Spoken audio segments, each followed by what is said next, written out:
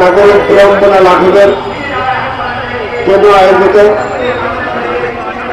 নাগরিক শক্তি আয়োজিত আজকের এই সম্প্রীতি সমাবেশের বিশেষ অতিথি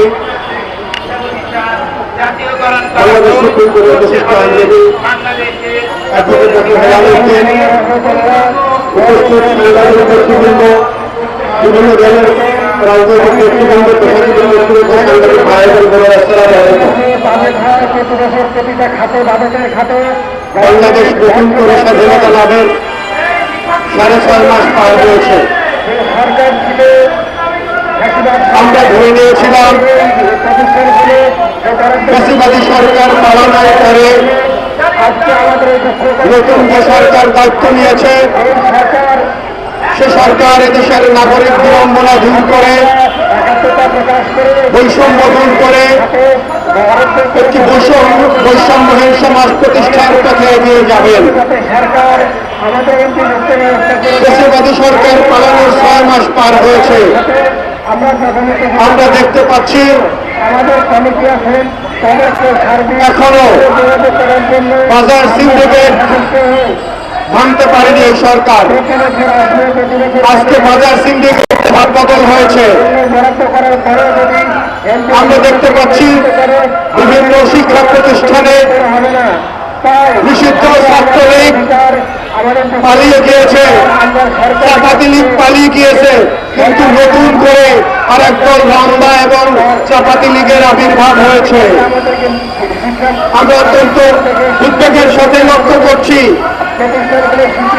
আমরা ধরে নিয়েছিলাম যে এদেশের ফ্যাসিবাদ পালানোর সাথে সাথে চাঁদাবাজি দূর হবে। আমরা দেখতে পাচ্ছি যে নতুন চাঁদাবাজের হাত বদল হয়েছে, নতুন করে আবার চাঁদাবাজি শুরু হয়েছে। আমরা অত্যন্ত উদ্বেগের সাথে লক্ষ্য করছি যে এদেশে সন্ত্রাসী, চাঁদাবাজ, ছিনতাইকারী যদি রোধ করা না যায় তাহলে আমরা যেই লক্ষ্য নিয়ে ফ্যাসিবাদকে দেশ থেকে তাড়িয়েছি সেই লক্ষ্য উদ্দেশ্য হাসিল হবে না। আজকে শেখ হাসিনা পালিয়ে যাওয়ার পরে আমরা ধরে নিয়েছিলাম যে এই সরকার যারা ক্ষমতায় এসেছে তারা ফ্যাসিবাদের দোষরদেরকে খুঁজে খুঁজে বের করে বিচারের আওতায় আনবে, কিন্তু সেই জায়গায় এই সরকার ব্যর্থ হচ্ছে। আমরা এই সরকারকে ব্যর্থ হতে দিতে চাই না। আমরা বলেছি যে ফ্যাসিবাদের দোষর যেখানে যেখানে রয়েছে সেখান থেকে খুঁজে বের করে তাদেরকে বিচারের আওতায় আনতে হবে এবং এদেশের দেশপ্রেমিক যারা রয়েছেন, প্রশাসনে যারা দেশপ্রেমিক রয়েছেন তাদেরকে দায়িত্ব দিয়ে এই দেশকে পুনর্গঠন করতে হবে। আমরা সেই জায়গায় সরকারের ব্যর্থতা লক্ষ্য করছি। আজকে বিগত 17 বছরে যে বৈষম্যের পাহাড় জমেছে, আমরা ধরে নিয়েছিলাম যে পাহাড় দূর করবার জন্য, সেই বৈষম্য দূর করবার জন্য সরকার উদ্যোগ গ্রহণ করবে। আজকে সে জায়গায় আমরা ধীর গতি দেখতে পাচ্ছি। আমরা বলতে চাই যে এই বৈষম্য দূর করবার জন্য যে এই বিগত ফ্যাসিবাদী সরকার যে বৈষম্যের পাহাড় তৈরি করেছিল সেই জায়গাগুলোকে চিহ্নিত করে সেই বৈষম্য দূর করার উদ্যোগ গ্রহণ করুন। আমরা দেখেছি বিগত সরকারের আমলে কোনো দাবি দাওয়া নিয়ে এদেশের শিক্ষক সমাজ বা সাংবাদিকরা, এদেশের সাধারণ মানুষ রাজপথে আসতে ভয় পেয়েছে, তারা রাজপথে আসেনি। কোনো দাবি দাওয়া নিয়ে যদি রাজপথে আসতে হয়েছে তখন তারা সেই শেখ হাসিনার নামে স্লোগান দিয়ে রাজপথে আসতে হয়েছে, জয় বাংলা জয় বঙ্গবন্ধু স্লোগান দিয়ে এখানে আসতে হয়েছে। তা না হলে তাদেরকে রাজপথে কোনো স্থান ছিল না, কোনো আন্দোলনের সুযোগ ছিল না। আজকে এই সরকার আসার আগে যে উন্নতি ঘটেছে, আমরা দাবি দাওয়াগুলো নিয়ে রাস্তায় নামতে পারছি। সুতরাং আমাদের অনেক দাবি রয়েছে, অনেক বৈষম্য রয়েছে। এই সরকারের কাছে আহ্বান জানাবো যে এই বৈষম্য দূর করবার জন্য সরকার তার জায়গা থেকে যথাযথ ভূমিকা রাখবেন। আমরা সেই দিকেও দেখতে পাচ্ছি যে যথাযথ ভূমিকা পালন তারা করতে পারছেন না। তাদের কিসের ভয় আমি জানি না, তাদের বাধা কোথায় এটি আমরা বুঝতে পারছি না। আজকে নাগরিক বিড়ম্বনা এমন একটি পর্যায়ে পড়ছে যে নাগরিকরা তাদের সেবা পাচ্ছে না। আজকে স্থানীয় সরকারের সবকটি জায়গা আজকে স্তব্ধ হয়ে রয়েছে। স্থানীয় সরকারকে সক্রিয় করবার জন্য, তাদের কার্যকর করবার জন্য আজকে সরকারকে উদ্যোগ গ্রহণ করবার জন্য অনুরোধ জানাচ্ছি। এজন্য যেই স্থানীয় সরকারগুলো নির্বাচনের কথা বলা হয়েছে, যে দাবি উত্থাপন করা হয়েছে নাগরিক বিড়ম্বনা দূর করবার জন্য, নাগরিকদের অধিকার পুনঃপ্রতিষ্ঠার জন্য, নাগরিক সমস্যা দূর করার জন্য আজকে সেই স্থানীয় সরকার নির্বাচন দিয়ে নাগরিকের এই সুবিধাগুলো নিশ্চিত করবার আমি আহ্বান জানাচ্ছি এই সরকারের কাছে।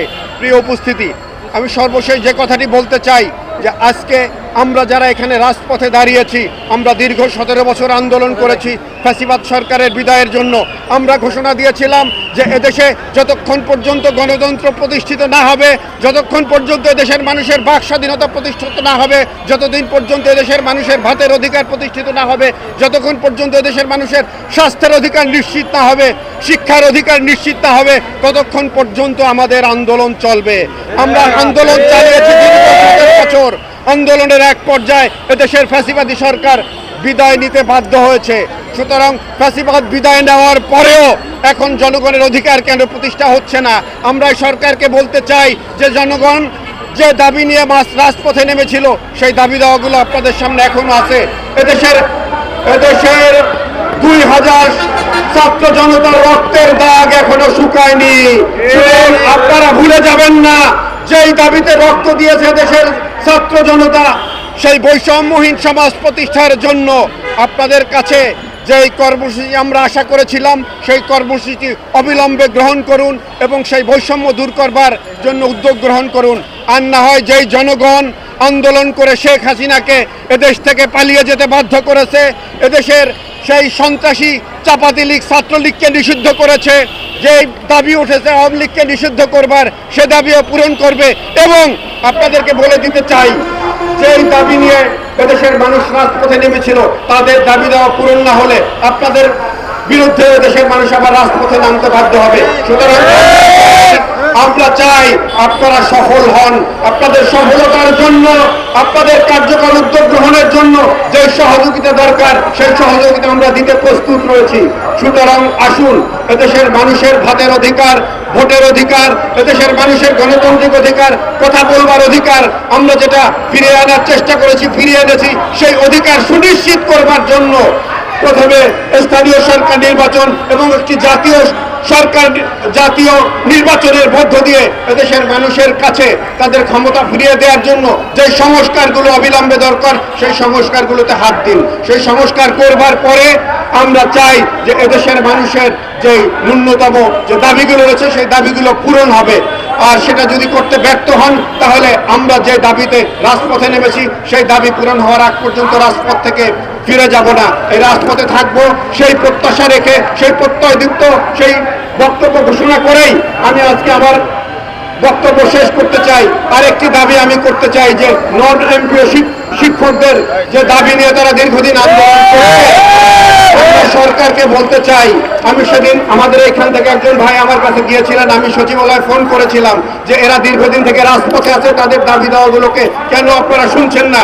তাদের সুযোগ দিন, তাদের দাবিগুলো শুনুন, বাস্তবায়ন করার জন্য যেই দাবিগুলো বাস্তবায়ন করা দরকার অবিলম্বে সেই দাবিগুলো বাস্তবায়ন করুন। কারণ দীর্ঘ 17 বছর যাবত এরাও বৈষম্যের শিকার হয়েছে। সুতরাং আমরা যে কথাটি বলতে চাই যে আমরা বৈষম্যহীন সমাজ চাই। যে বৈষম্য বিগত ফ্যাসিবাদী সরকার গড়ে দিয়েছিল সেই বৈষম্য বাংলাদেশের মানুষ আর দেখতে চায় না। সুতরাং এদেশের মানুষ আবারও বৈষম্যহীন সমাজ প্রতিষ্ঠার জন্য রাজপথে নামতে হয়, সে ধরনের কাজ আপনারা করবেন না। সুতরাং আমরা চাই যে অবিলম্বে যেই জায়গায় বৈষম্য রয়েছে, যেখানে সমস্যা রয়েছে সেই সমস্যাগুলো সমাধান করবার চেষ্টা আপনারা করবেন এবং সেই উদ্যোগ গ্রহণ করবেন, সেই দাবি রেখে আমি আমার বক্তব্য শেষ করছি। আসসালামু আলাইকুম ওয়া রাহমাতুল্লাহ।